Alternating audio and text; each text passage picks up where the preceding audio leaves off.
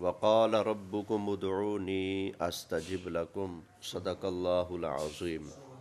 بڑی محبت سے درود پاک پڑھ لیں۔ الصلاۃ والسلام علیک یا سیدی یا رسول اللہ، الصلاۃ والسلام علیک یا سیدی یا حبیب اللہ، الصلاۃ والسلام علیک یا سیدی یا نبی اللہ، وعلی آلک واصحابک یا سیدی یا نور اللہ، صلی اللہ تعالی علیہ وآلہ وسلم۔ انتہائی قابل صد احترام حاضرین کرام، میرے دوستوں بزرگوں، ہم سب ایصال ثواب کی اس بابرکت محفل میں حاضر ہیں۔ اللہ تعالیٰ میرا، آپ کا، ہم سب کا یہاں پر حاضر ہونا اپنی بارگاہ میں قبول فرمائے، اور جس مرحومہ کے ایصال ثواب کے لیے اس محفل پاک کا انتظام اہتمام کیا گیا ہے، اللہ تعالیٰ اپنے حبیب صلی اللہ علیہ وسلم کی طفیل اس مرحومہ کی اور ہم سب کی قبر کی، حشر کی، پل صراط کی اور میزان اعمال کی ساری منزلیں آسان فرمائے۔ اللہ تعالی ہم سب کو اور بالخصوص مرحومہ کو نبی پاک صلی اللہ علیہ وآلہ وسلم کی شفاعت نصیب فرمائے۔ آپ جانتے ہیں پچھلے ہفتے یہیں بھائی محمد حسین کے والد صاحب کے چلم پر بیان کے لیے میں حاضر ہوا تھا، لیکن وقت بہت ہی تنگ ہو گیا تھا، تو میں نے دعا کے حوالے سے کچھ گفتگو کرنا چاہی تھی، لیکن موضوع کو سمیٹ نہیں سکا وقت کی تنگی کی وجہ سے۔ تو آج میں کوشش کروں گا اس حوالے سے مزید کچھ گفتگو کر سکوں۔ اللہ تعالی ہمیشہ حق سچ کہتے رہنے کی توفیق عطا فرمائے۔ اللہ تعالی ارشاد فرماتا ہے، وقال ربکم ادعونی استجب لکم، اور تمہارے رب نے فرما دیا ہے مجھ سے مانگو، میں تمہاری دعا کو قبول کرتا ہوں۔ مجھ سے دعا مانگو کہ میں تمہاری دعا کو قبول کرتا ہوں۔ میں نے عرض کیا تھا جب یہ آیت کریمہ نازل ہوئی تو مفسرین نے، شارحین نے صاف لکھا ہے، صحابہ کرام علیہم رضوان یہ سوچنے لگے کہ اللہ نے یہ فرمایا ہے کہ مجھ سے دعا کرو میں تمہاری دعا کو قبول فرماتا ہوں، لیکن اللہ نے ٹائم نہیں بتایا کون سا ہے۔ پتہ نہیں فجر میں قبول کرے گا، پتہ نہیں ظہر میں، پتہ نہیں عصر میں، پتہ نہیں مغرب میں، وقت نہیں معلوم تھا۔ جب ان کے ذہنوں میں یہ سوال پیدا ہوا تو اللہ تعالیٰ نے ان کی تسلی کے لیے قرآن کی دوسری آیت نازل فرمائی۔ فرمایا وَإِذَا سَأَلَكَ عِبَادِي عَنِّي فَإِنِّي قَرِيب۔ حبیب پیارے، جب آپ سے میرے بندے میرے بارے میں سوال کریں کہ اللہ دور ہے یا قریب ہے، جب آپ سے میرے بندے یہ سوال کریں تو محبوب پیارے آپ فرما دیں میں اللہ تم سے دور نہیں ہوں، انی قریب، میں تمہارے کیا ہوں؟ قریب ہوں۔ اللہ ہمارے کیا ہے؟ قریب ہے۔ فرمایا میں قریب ہوں، میں دور تو ہوں ہی نہیں، لہٰذا یہ سوال ہی پیدا نہیں ہوتا کہ کب سنتا ہے کب نہیں سنتا، میں ہوں ہی قریب۔ جب فرمایا اجیب دعوت الداعی اذا دعان، میں دعا مانگنے والے کی دعا کو قبول کرتا ہوں، کب؟ اذا دعان، جب بھی مجھ سے دعا کرے گا، جب بھی مجھ سے دعا کرے گا۔ اللہ نے کھلی چھٹی دے دیے، 24 گھنٹے جس ٹائم، جس لمحے، جس گھڑی آپ کا دل کرے دعا مانگنے کا آپ دعا کریں، اللہ دعا کو رد نہیں کرتا، اللہ دعا کو قبول فرماتا ہے۔ یہ قرآن کا وعدہ ہے، یاد رکھیے گا۔ اللہ نے دعا کے حوالے سے کسی ٹائم کی پابندی نہیں لگائی، جب دل کرے آپ مانگیں۔ کوئی روکنے ٹوکنے والا اگر کوئی ایسی ویسی بات کرتا ہے تو وہ قرآن کی اس آیت کے سامنے آ رہا ہے، کیونکہ قرآن نے واضح کہہ دیا ہے اجیب دعوت الداعی، اللہ دعا قبول کرتا ہے دعا مانگنے والے کی، اذا دعان، جب وہ مجھ سے دعا کرتا ہے۔ اذا جب بھی، یہ عام ہے، جب بھی بندہ دعا کرے اللہ قبول کرتا ہے۔ اچھا، کچھ حکم اللہ نے ایسے اتارے ہیں جن کے ساتھ اللہ نے ٹائم لگایا ہے۔ روزہ فرض ہے نا، اللہ کو حکم ہے نا، لیکن آگے یہ بھی فرما دیا فمن شاہدہ منکم الشہر فلیصمہ، تم میں سے جو رمضان کا مہینہ پائے وہ روزے رکھے۔ تو پتہ چلا رمضان کے روزے اس پر فرض ہوں گے جس نے رمضان کا مہینہ پایا، جو اس مہینے کو پانے سے پہلے چلا جائے اس کے اوپر فرض ہے؟ پچھلے جو گزر گئے وہ فرض تھے، آئندہ آنے والے وہ فرض تب ہوں گے جب مہینہ پائے گا۔ اسی طرح نمازوں کا ٹائم بھی اللہ نے مقرر کیا ہے، فجر کا ٹائم مقرر، ظہر کا ٹائم مقرر، عصر کا ٹائم مقرر، مغرب کا ٹائم مقرر، عشاء کا ٹائم مقرر۔ تو اب ہم فجر نہیں پڑھ سکتے، ہاں قضا اگر ہو تو اس کو پڑھ سکتے ہیں۔ اب ہم ظہر نہیں پڑھ سکتے، لیکن اگر پچھلی قضا ہو تو وہ پڑھ سکتے ہیں۔ لیکن اب ہم فجر پڑھیں تو وہ ادا نہیں، ظہر عصر مغرب عشاء پڑھیں تو اب ادا نہیں، کیونکہ یہ اس کا وقت نہیں ہے۔ نماز اپنے اپنے وقت کے اندر فرض ہے، اس کے وقت سے آگے پیچھے کر کے پڑھیں گے تو گناہ گار ہوں گے، کیونکہ اللہ نے اس کے لیے ٹائم مقرر کر دیا۔ حج کے لیے ٹائم مقرر، روزے کے لیے ٹائم مقرر، مہینہ بھی مقرر اور ٹائم بھی صبح سے لے کر شام تک مقرر ہے۔ حج کے لیے جگہ بھی مقرر، طریقہ کار بھی مقرر، اور اس کے دن بھی کیا ہیں؟ مقرر ہیں۔ ان کو آگے پیچھے کرنا جائز نہیں۔ لیکن اللہ نے نہ درود کے لیے پابندی لگائی، نہ اللہ نے دعا کے لیے پابندی لگائی۔ جب آپ کا دل کرے آپ درود پڑھیں قبول ہے، جب آپ کا دل کرے دعا مانگیں انشاءاللہ وہ بھی قبول ہے۔ آئی سمجھنا؟ بالکل قبول ہے۔ دعا مانگنا اللہ کو کتنا پسند ہے، اور دعا اللہ کے کن کن پیاروں نے کی، اپنے مرنے والے مسلمانوں کی بخشش کے لیے دعا کس کس نے کی ہے۔ قرآن اگر پڑھتے جائیں تو انشاءاللہ ٹھنڈ پڑتی جائے گی۔ اللہ کے نبی ہیں حضرت نوح علیہ السلام، اللہ کی بارگاہ میں عرض کرتے ہیں رب اغفر لی ولی والدی ولمن دخل بیتی مؤمنا، یا اللہ میری بخشش فرما، میرے والدین کی بخشش فرما، اور جو ایمان والا میرے گھر میں پاؤں رکھ دے تو اس کی بھی بخشش فرما دے۔ اپنے لیے دعا کی، اپنے والدین مرحومین کے لیے دعا کی، اور جو زندہ لوگ ہیں کہا یا اللہ میرا گھر امن کا گھر ہے، جو اس میں ایماندار بندہ اس میں بس پاؤں رکھے صحیح تو اس کو بخش دے۔ یہ والی من دخل بیتی مؤمنا، ہو مومن میرے گھر میں پاؤں رکھے اس کی بخشش کر دے۔ حضرت نوح علیہ السلام کے گھر کی یہ شان ہے، بندہ ہو ایمان والا اس گھر میں ایک مرتبہ حاضر ہو بخشا گیا۔ 29واں پارہ رب کا قرآن ہے، بخشا گیا۔ جب حضرت نوح علیہ السلام کے مبارک گھر کی یہ شان ہے تو آپ اندازہ کریں آمنہ کے لال کے گھر کی کیا شان ہوگی۔ حضور سید عالم صلی اللہ علیہ وسلم خود ارشاد فرماتے ہیں، فرمایا من زار قبری وجبت لہو شفاعتی۔ اس کا ترجمہ میں اپنے انداز پر کرتا ہوں کہ اللہ کے محبوب علیہ السلام نے فرمایا جس نے میرے روضہ انور کی زیارت کر لی قیامت والا دن آئے گا میں بازو سے پکڑ کر جنت میں لے جاؤں گا، کیونکہ وجبت لہو شفاعتی۔ اور ایک حدیث میں فرمایا من زار قبری فقد حلت لہو شفاعتی، جس نے میرے روضے کی زیارت کر لی میری شفاعت اس کے لیے حلال ہوگی۔ اور سرکار نے ہمیں حکم بھی دیا ہے اور میرے روزے پر آتے رہا کرو اور میری زیارت کرتے رہا کرو، میرے پاس آتے رہنا۔ بلکہ سرکار نے تو یہاں تک ارشاد فرمایا، امام محمد بن احمد قسطلانی رحمۃ اللہ تعالی علیہ نے المواہب اللدنیہ شریف کے اندر یہ حدیث نقل کی ہے۔ نبی پاک صلی اللہ علیہ وآلہ وسلم نے ارشاد فرمایا من استطاع منکم ان یموت بالمدینہ، اوے تم میں سے جس سے بھی ممکن ہو مدینے میں آ کر مرے، جس سے ممکن ہو وہ کیا کرے؟ مدینے میں آ کر مرے۔ آقا فائدہ کیا ہوگا؟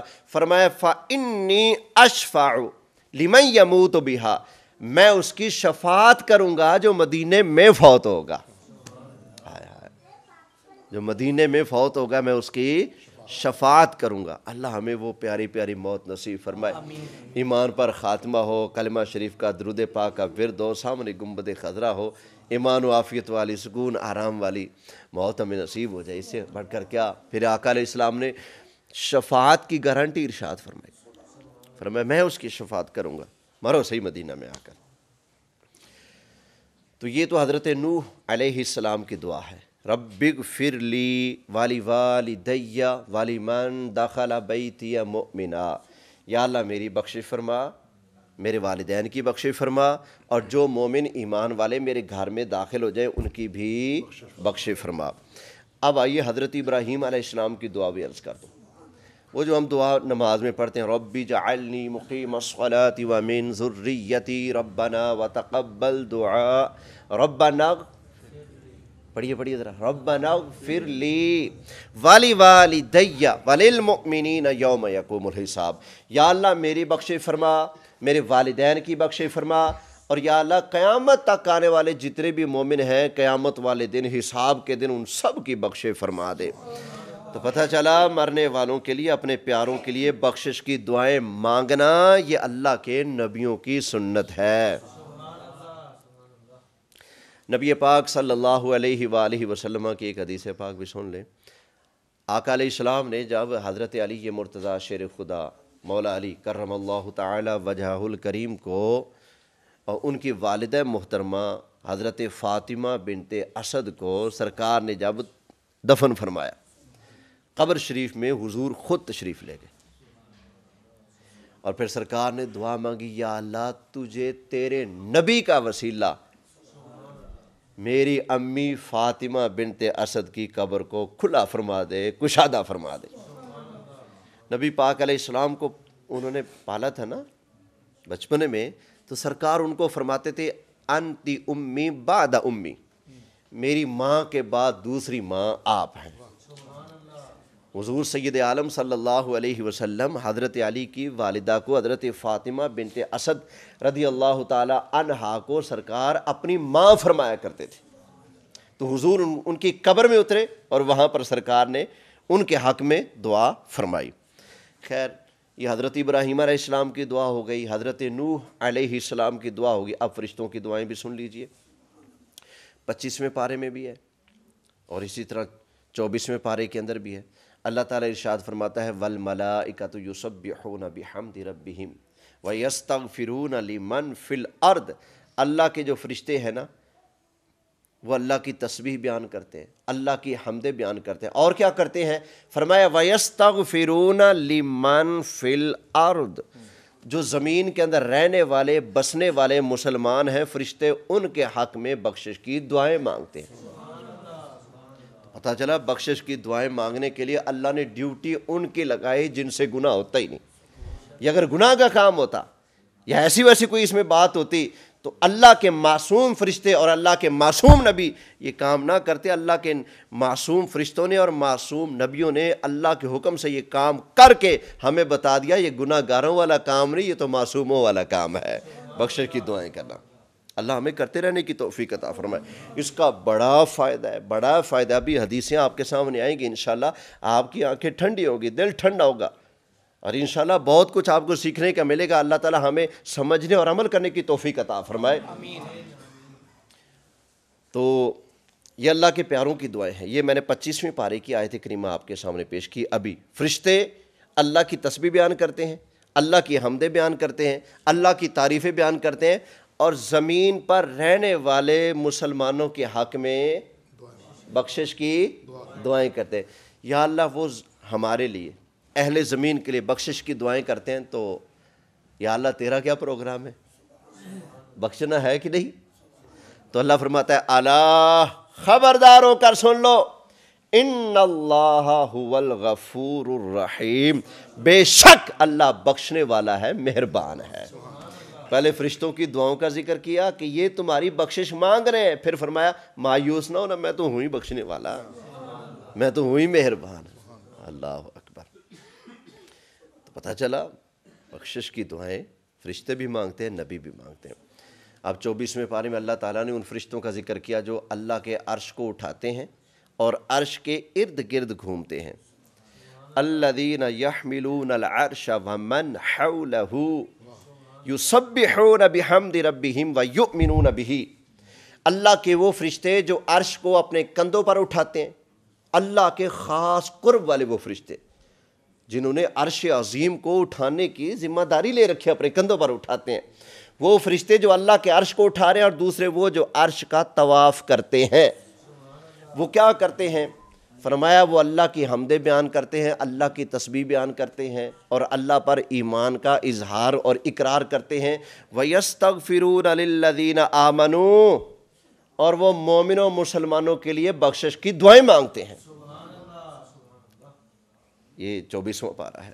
تو پتہ چلا یہ بخشش کی دعائیں مانگنا اللہ کو بہت پسند ہے، اس لیے تو اللہ کے نبی مانگتے ہیں، اس لیے تو فرشتے مانگتے ہیں۔ اللہ ہمیں مانگنے کی توفیق عطا فرمائے۔ اب احادیث طیبہ بھی اس پر سماعت فرما لیجئے۔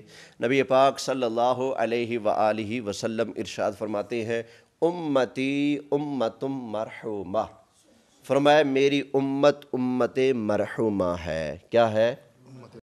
مرحومہ ہے۔ سرکار نے ساری امت کو امت مرحومہ کا لقب دے دیا۔ اب کسی بھی مسلمان کو ہم مرحوم کہہ سکتے ہیں۔ یہ علی شیروان میں ختم تھا حافظ عبدالرشید صاحب کا میرے خیال، تو ایک مولانا صاحب آئے لاہور سے، انہوں نے کہا جی کسی کو مرحوم نہیں کہہ سکتے، جو مسلمان فوت ہو جائے نا اس کو مرحوم نہیں کہہ سکتے۔ اور بھائی یہاں سرکار مرحوم، فوت تو فوت، جو زندہ ہیں سرکار ان کو بھی مرحوم فرما رہے ہیں۔ اور مرحوم اس میں مفعول کا صیغہ ہے، جس کا معنی ہے وہ جس کے اوپر بڑی رحمت کر دی گئی، جس کے اوپر اللہ نے بڑی مہربانیاں، بڑی عنایتیں، بڑے کرم فرما دیے ہیں، اس کو کہتے ہیں مرحومہ۔ تو یہ امت امت مرحومہ ہے، کیونکہ امت لفظ ہے مؤنث، اس لیے مرحومہ کا لفظ حدیث میں بیان ہوا، وگرنہ مذکر کے لیے ہم الگ بولیں گے تو مرحوم، اور خاتون کے لیے بولیں گے تو کیا بولیں گے؟ مرحومہ۔ اسی لیے ہم اعلان کے ساتھ کہتے ہیں مرحوم کا جنازہ، مرحومہ کا جنازہ، مرحومہ کا ایصال ثواب، مرحومہ کا ختم، مرحوم کا ختم۔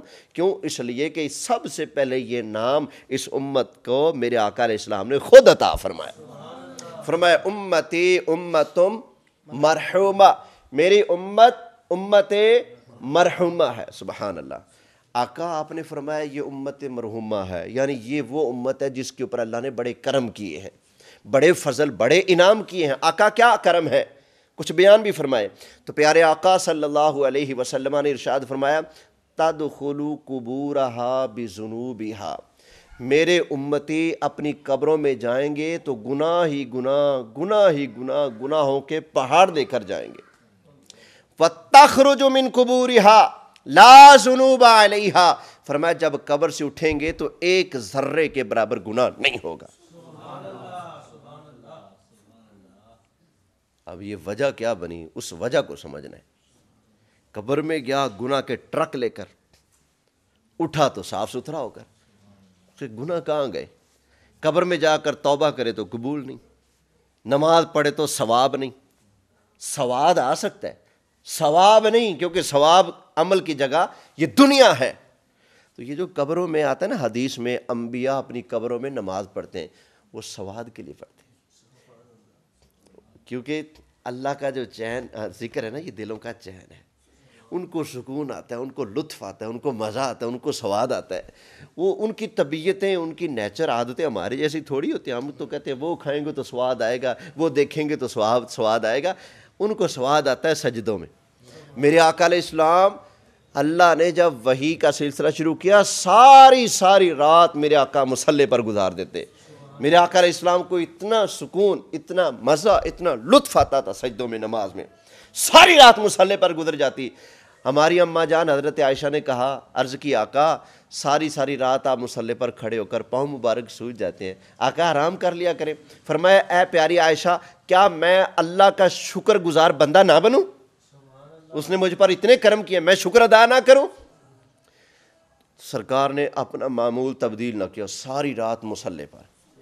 بالآخر اللہ نے قرآن اتارا۔ فرمایا طٰہٰ ما انزلنا علیک القرآن لتشقی، فرمایا حبیب پیارے قرآن اس لیے تھوڑی اتارا تھا کہ آپ مشقت میں پڑ جائیں۔ ما انزلنا علیک القرآن لتشقی، یہ قرآن آپ کو مشقت میں ڈالنے کے لیے ہم نے نہیں اتارا، یہ قرآن تو آپ کو آرام دینے کے لیے ہم نے اتارا ہے، مشقت میں ڈالنے کے لیے نہیں اتارا۔ اور اللہ کو محبوب کا آرام بہت عزیز ہے، خدا کی قسم ہے بہت عزیز ہے۔ وہی آتی تھی نا، جبریل پڑھتے اقرا تو سرکار بھی اپنے لبوں سے پڑھتے اقرا. دو کام کرنے پڑتے، سننا بھی پڑتا اور ساتھ ہے پڑھنا بھی پڑتا. اللہ نے فوراً منع کر دیا، فرمایا لا تحرک بہ لسانک لتعجل بہ ان علینا جمعہ وقرآنہ. حبیب پیارے، قرآن کو یاد کرنے کے لیے لبوں کو ہلانے کی مشقت بھی نہ کریں. ہمارا ذمہ ہے قرآن کو پڑھا دینا، یاد کرا دینا. اتنی سی مشقت اللہ محبوب کی گوارا نہیں کرتا. تو ساری رات مصلی پر کھڑے ہو جائیں اور پاؤں مبارک سوج جائیں، اللہ کب گوارا کرتا؟ فرمایا قرآن اس لیے نہیں اتارا کیا مشقت میں پڑھیں. دوسرے مقام پر فرمایا یا ایھا المزمل قم اللیل الا قلیلا نصفہ او انقص منہ قلیلا. محبوب پیارے، اے مزمل کی چادر اوڑھنے والے، ساری رات آپ کھڑے ہو کر عبادت مت کریں. آپ آدھی رات سویا کریں، آدھی رات اللہ اللہ کر لیا کریں. ہمیں اللہ فرماتا ہے یا ایھا الذین آمنوا اذکروا اللہ ذکرا کثیرا. او ایمان والو، کثرت کے ساتھ اللہ کو یاد کرو. صبح و شام اٹھتے بیٹھتے ہر وقت اللہ کا ذکر کرو، کثرت سے اللہ کو یاد کرو. لیکن محبوب کی باری آتی، اللہ فرماتا ہے سونے بس بہت ہو گیا، ان سو بھی جایا کر، اب آرام بھی کر لینا. تو آپ اندازہ کریں اللہ کو محبوب کا آرام کتنا عزیز ہے. اور اتنا عزیز ہے خدا کی قسمیں، لوگوں کا اسلام بعد میں، محبوب کا آرام پہلے. کوئی محبوب پیارے کی گستاخی کرے، ان کی شان کو ڈنگ مارے، یہ اللہ کو کیسے گوارا ہوگا؟ اللہ کو محبوب کا آرام اتنا عزیز ہے. اٹھائیں رب کا قرآن 26واں پارہ سورہ حجرات. کچھ لوگ آئے کلمہ پڑھنے کے لیے، سرکار گھر میں آرام فرمائے، دروازے پر کہتے ہیں باہر آؤ جی، باہر آؤ جی، باہر آؤ جی. دروازے بجائے، سرکار گھر میں ابھی نئے تھے، کلمہ پڑھنے آئے تھے، اسلام لانے آئے تھے. اللہ نے فٹ قرآن اتار دیا. فرمایا ان الذین ینادونک من وراء الحجرات اکثرهم لا یعقلون. اکثرهم لا، یہ قرآن ہے، اکثرهم لا یعقلون. فرمایا محبوب آپ گھر میں آرام فرما ہے، یہ باہر آوازیں کس رہے، دروازے بجا رہے، یہ تو بے عقل ہے. اکثرهم لا یعقلون، تھوڑی سمجھ ان کو عقل ہی نہیں، آپ کے آرام کا لحاظ ہی نہیں. یا اللہ پھر کیا کرتے؟ فرمایا ولو انہم صبروا، اگر وہ صبر کرتے، کیا کرتے؟ حتی تخرج الیہم، یہاں تک کہ آپ خود جلوہ فرماتے ان کے پاس، اپنی مرضی سے آپ آتے ان کے پاس، تو لکان خیر لہم، یہ ان کے لیے بہتر تھا. آپ یا اللہ وہ اسلام لانے آئے ہیں، وہ کلمہ پڑھنے آئے ہیں. گویا رب جواب یہ ارشاد فرماتا ہے میں ان کا ایمان اسلام دیکھوں یا پیارے محبوب کا آرام دیکھوں. یہ قرآن سنا رہا ہوں، قرآن ٹھنڈ پڑنی چاہیے، بولے سبحان اللہ. اللہ سب کو محبوب کا با ادب غلام بنائے. محبوب کی سچی غلامی، محبوب کی تڑپ اور محبوب کی کامل محبت اللہ ہمیں عطا فرمائے. اسی محبت میں مرنا، اسی میں جینا، اسی میں معاشر میں اٹھنا، محبوب کے جھنڈے کے نیچے جھنڈا حاضر ہونا، اور محبوب کا ایک اشارہ ہو اور ہماری بے حساب بخشش ہو جائے. اللہ یہ ہمیں نصیب فرمائے. بولیے آمین. اللہ تعالیٰ مرحومہ کی بھی بخشش فرمائے. تو میں عرض کر رہا تھا، آقا علیہ السلام نے فرمایا میری امت امت مرحومہ ہے، اللہ کی اس پر بڑی مہربانیاں ہیں. جب قبروں میں جائیں گے تو گناہ ہی گناہ لے کر جائیں گے. وَتَخْرُجُ مِن قُبُورِهَا لَا ذُنُوبَ عَلَيْهَا، جب قبروں سے اٹھیں گے تو ایک ذرے کا بھی گناہ نہیں ہوگا. آقا گناہ کہاں گئے، کیسے ختم ہو گئے؟ اب یہ سمجھنے کی بات ہے. میرے آقا علیہ السلام نے ارشاد فرمایا تمحص عنہا باستغفار المؤمنین، یہ جو مومنوں نے اس کے لیے استغفار کی ہے، پڑھ پڑھ کر بخشا ہے، اس کے لیے دعائیں مانگی ہیں، ایصال ثواب کے استغفار کیا ہے. فرمایا مومنوں کی بخشش کے دعاؤں کی وجہ سے جو گناہ کے پہاڑ لے کر گیا، اللہ اس کے سارے گناہ معاف فرما دیتا ہے. یہ حدیث پاک ہے. بعض اوقات کوئی شک ڈال دیتا ہے ذہن میں، یہ تو حدیث پتہ نہیں ہے بھی کہ نہیں، ضعیف ہے، یہ ہے وہ ہے. آئیے میں قرآن بھی سنا دیتا اس پر. ان الحسنات یذہبن السیئات، اللہ فرماتا ہے نیکیاں برائیوں کو بھگا دیتی ہیں، نیکیاں برائیوں کو مٹا دیتی ہیں. آگ لگ جائے تو لکڑیوں کا خاتمہ، یہاں خیر والا کام ہو جائے تو گناہ کا خاتمہ۔ نیکیاں برائیوں کو کیا کر دیتی ہیں؟ مٹا دیتی ہیں، ختم کر دیتی ہیں۔ اللہ کا قرآن ہے تو یہ بخشش مانگنا نیکی ہے کہ نہیں؟ اللہ کے نبیوں کی سنت ہے، اللہ کے فرشتوں کی سنت ہے۔ آپ ہاتھ اٹھائیں اپنے پیاروں کے لیے، یہ آپ رب سے مانگ کر نیکی کر رہے ہیں، عبادت کر رہے ہیں۔ میرے آقا علیہ السلام فرماتے ہیں الدعاء مخ العبادہ، دعا عبادت کا مغز ہے۔ ہمارے آقا علیہ السلام ہر نماز کے بعد دعا مانگا کرتے تھے، دعا عبادت کا مغز ہے۔ تو پتہ چلا یہ عبادت ہے نا، یہ آپ نے نیکی کی، عبادت کی، خیر کا کام کیا، اس نیکی کی وجہ سے مرنے والے کے گناہ مٹ رہے ہیں۔ تو پتہ چلا عمل میں کروں ثواب میرے والد کو ہو سکتا ہے قبر میں، اسی طرح عمل آپ کریں ثواب اس کا فائدہ قبر والے کو ہو سکتا ہے۔ مشکات کی حدیث ہے، آقا علیہ السلام نے ارشاد فرمایا جنت کے اندر اللہ تعالیٰ آدمی کے یک دم درجے بلند فرما دیتے ہیں، یک دم ترقی ہوتی ہے۔ بندہ کہتا ہے یا اللہ میں نے تو کوئی عمل کیا ہی نہیں، یہ ترقی کیسی؟ اللہ فرماتا ہے باستغفار والدیک لکا، اوے تیرے بیٹے نے تیرے لیے دعا مانگی ہے، اس کی برکت سے میں نے درجہ بلند کر دیا ہے۔ تو فائدہ ہوا کہ نہ؟ فائدہ ہوا۔ تو سرکار فرماتے ہیں قبر والا گناہ لے کر گیا، اٹھے گا تو صاف ستھرا اٹھے گا۔ کیوں؟ فرمایا تمحص عنہا باستغفار المؤمنین، مومنوں کی بخشش کی دعاؤں کی برکت سے اللہ مرنے والے کے گناہ بخش دیتا۔ ایک اور حدیث پاک ہمارے آقا علیہ السلام ارشاد فرماتے ہیں، مشکات کے اندر بھی حدیث ہے، آقا علیہ السلام نے فرمایا مل میت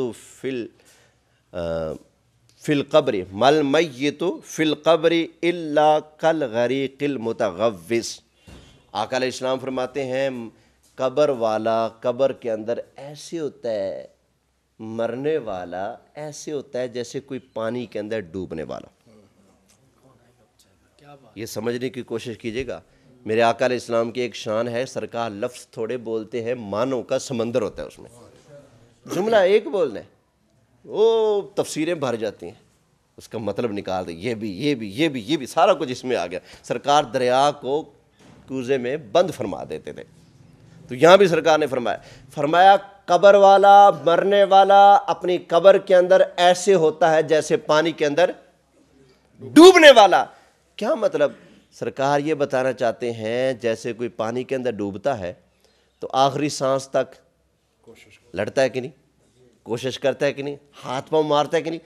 پانی کے اندر ڈوب رہا ہے، ہاتھ میں وہ کوئی لکڑی مل جائے، کوئی رسی مل جائے، کوئی پکڑنے والا مل جائے، کوئی سہارا مل جائے، کسی طرح میں پانی سے باہر نکل جاؤں۔ سرکار فرماتے ہیں جیسے پانی کے اندر ڈوبنے والا ہوتا ہے نا، ایسے قبر والا قبر کے اندر ہوتا ہے۔ پانی کے اندر ڈوبنے والے کو سہارے کا انتظار ہے، تو آقا قبر والے کو کس کا انتظار ہے؟ اب یہ میرا فرمان نہیں ہے، ٹھیک ہے نا، میرے آقا علیہ السلام کا فرمان ہے۔ فرمایا مل میت فی القبر الا کالغریق المتغوص ینتظر دعوتن، فرمایا قبر والا ایسے ہے قبر میں جیسے پانی کے اندر ڈوبنے والا، ینتظر دعوتن، وہ دعا کا انتظار کرتا ہے۔ کس کا انتظار؟ دعا کا انتظار، دعا کا انتظار کر رہے ہیں، وہ انتظار کر رہے ہیں اور ہم آرام سے بیٹھے رہیں، اس کے لیے دعا ہی نہ کریں تو پھر یہ ہماری طرف سے اس کے لیے زیادتی ہوگی۔ آقا علیہ السلام فرماتے ہیں زندوں کا تحفہ مرنے والے مسلمانوں کے لیے دعا ہے۔ اندر ہم روٹی تو بھیج نہیں سکتے قبر کے اندر، نہ سالن بھیج سکیں، نہ کوئی اور چیز بھیج سکیں، ٹھیک ہے، ہم اس کے لیے کون سا تحفہ بھیج سکتے ہیں؟ اللہ اکبر، اللہ نے کیسا نظام رکھا ہے، آپ ہاتھ ادھر اٹھائیں گے اپنے والد کے لیے، والدہ کے لیے، بھلا اس کا ادھر ہوگا، ہاتھ ادھر اٹھ رہے ہیں، بھلا اس کا ہو رہا ہے۔ پتہ چلا میرا عمل ان کو فائدہ دے سکتا ہے، ان کو فائدہ دے سکتا ہے، آپ کا عمل قبر والوں کو فائدہ دے سکتا ہے۔ محبت سے سبحان اللہ کہیے۔ اچھا، جب ثواب پہنچتا ہے قبر والے کو خوش کتنا ہوتا ہے؟ اب یہی حدیث چل رہی ہے، قبر والا قبر میں ایسے جیسے ڈوبنے والا، وہ دعا کا انتظار کرتا ہے، اس کا دوست دعا مانگے، اس کی ماں دعا مانگے، اس کے بھائی دعا مانگیں، اس کی بہنیں دعا مانگیں، اس کے گھر والا کوئی، یہ حدیث کے الفاظ ہیں، اس کے دوست ماں باپ بہن بھائی، سرکار نے یہ رشتے گنوائے، فرمایا یہ دعا مانگے، وہ دعا مانگے، پیارے دعا مانگے۔ جب اس کو قبر کے اندر دعا پہنچتی ہے تو خوش کتنا ہوتا ہے۔ میرے آقا علیہ السلام نے فرمایا کہ اگر وہ دنیا میں ہوتا اور ساری دنیا کی حکومت اس کو مل جاتی ساری دنیا کی بادشاہت اس کو مل جاتی، ساری دنیا کا پیسہ اس اکیلے کو مل جاتا۔ فرمایا سب کچھ لے کر اتنا خوش پھر بھی نہ ہوتا جتنا خوش قبر میں دعا پہنچتے وقت ہو جاتا ہے۔ یہ میرے آقا علیہ السلام کا فرمان ہے۔ میرے آقا دی زبان ساڈے واسطے قرآن، کسے ہور دا بیان چنگا لگتا ہی نہیں۔ آقا علیہ السلام دعائیں مانگا کرتے تھے اور دعا کی ترغیب دیا کرتے تھے۔ مشکوٰۃ شریف کے اندر واضح حدیث ہے، ہم تو ایک مرتبہ دعا کر کے نا بس بیٹھ جاتے ہیں، میرے آقا علیہ السلام 3 مرتبہ دعا مانگنا پسند فرماتے تھے۔ کتنی مرتبہ؟ 3 مرتبہ دعا کی، پھر دعا کی، پھر دعا کی۔ اچھا کئی ہمارے دوست کہتے ہیں ہاتھ نہیں اٹھانے چاہیے، حالانکہ بخاری کی حدیثیں ہیں، میرے آقا علیہ السلام جب دعا کے لیے یوں ہاتھ اٹھاتے تو سرکار کی مبارک بغلیں جو ہے نا اندر سے نور پھوٹتا تھا۔ ہاتھ اٹھا کر دعا کرنا میرے آقا علیہ السلام کی سنت ہے۔ ایک مرتبہ سرکار نے پڑھایا جنازہ، حضرت عمر رہ گئے، 2-4 ساتھیوں کے ساتھ آئے، جنازہ پڑھنے لگے دوبارہ۔ سرکار نے فرمایا اے عمر جنازہ تو ہو چکا ہے، وارثوں نے جنازہ پڑھ لیا ہے، اب تم جنازہ نہیں پڑھ سکتے، ہاں دعا کر سکتے ہو، چلو دعا کر لو۔ حضرت عمر نے دعا کی۔ سرکار کے صحابی حضرت عبداللہ بن سلام ایک جنازے سے رہ گئے، دور کھڑے ہیں، دیکھا جنازہ پڑھ لیا، لوگوں نے دور سے آواز ماری ان سبقتمونی بالصلاۃ علیہ، اوے میرے آنے سے پہلے تم نے جنازہ پڑھ لیا نا، فلا تسبقونی بالدعاء لہ، میرے آنے سے پہلے اس کے لیے دعا نہ مانگنا، مجھے آ لینے دو۔ حضرت عبداللہ بن سلام نے دور سے آواز دے کے روکا، جنازہ پہلے پڑھ لیا لیکن دعا پہلے نہ مانگنا، مجھے آنے دو۔